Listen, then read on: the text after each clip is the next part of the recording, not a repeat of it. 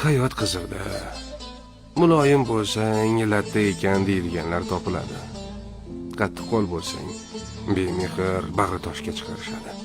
Ilmdan gapirsang, amal ham qilish kerak deyishadi. Amal qilsang oldin yaxshilab o'rgan deyishadi. Maqtasang yaxshi bo'lasan, lekin tanqid qilsangchi, ichi qora yomon bo'lasan. Haqni gapirsang, hozir o'rin emas deyishadi. Indamasang qo'rqoqqa chiqarishadi. Boy bo'lsang haromdan topgan, kambag'al bo'lsang esa dangasa bo'lasan. Odamlar shunday birodar. Ular baribir gapirishadi. Ammo musulmon odam bunga aldanmaydi. Sen faqat seni yaratganni rozi qilishga urin. Senga haqiqiy bahoni u qo'yadi.